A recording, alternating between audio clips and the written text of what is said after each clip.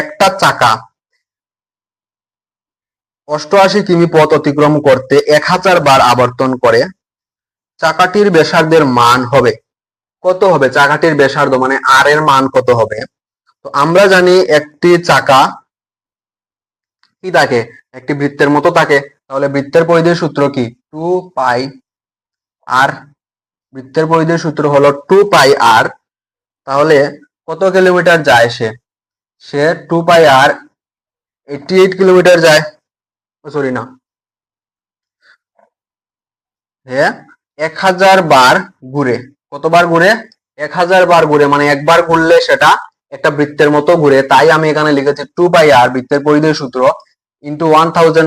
যেহেতু সে এখানে কি বলছে 1000 বার আবর্তন করে, 88 কিমি পথ অতিক্রম করতে 1000 বার আবর্তন করে, চাকাটির ব্যাসার্ধের মান বের করার জন্য বলছে। তো 1000 বার আবর্তন করে কত কিলোমিটার যায়? 88 কিলোমিটার যায়। তাহলে এই লাইনটা আমরা অ্যাকর্ডিং টু কোয়েকশন অনুসারে কিন্তু আমরা লিখতে পারি 2 পাই আর ইন্টু 1000 ইজ ইকুয়াল টু 88, মানে এতবার ঘুরে সে যায় 88 কিলোমিটার।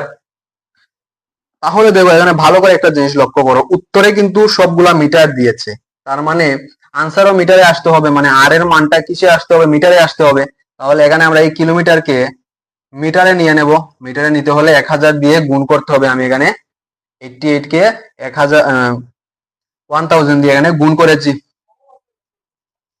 তো এখন আমি কিন্তু এই সাইডে 1000 আর এই সাইডে 1000 ক্যান্সেল করতে পারবো। এখন 2 pi sorry pi r is equal to 88 by কি 2, এটা কি হয়ে যাবে? এটা 44 হয়ে যাবে।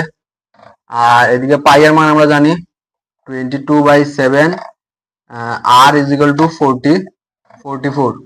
এদিকে যদি আমরা ক্যান্সেল করি 22 আর 44 কে, তাহলে এদিকে থাকবে কত? 2 থাকবে, তাই না? তো এদিকে এখন কোনায় কোনায় গুণ হবে, যেহেতু আর তো উপরের সংখ্যা।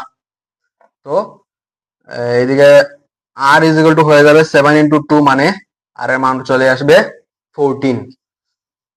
তো আর এখানে চলে এসেছে 14, অপশন নাম্বার সি হয়ে যাবে আমাদের সঠিক উত্তর।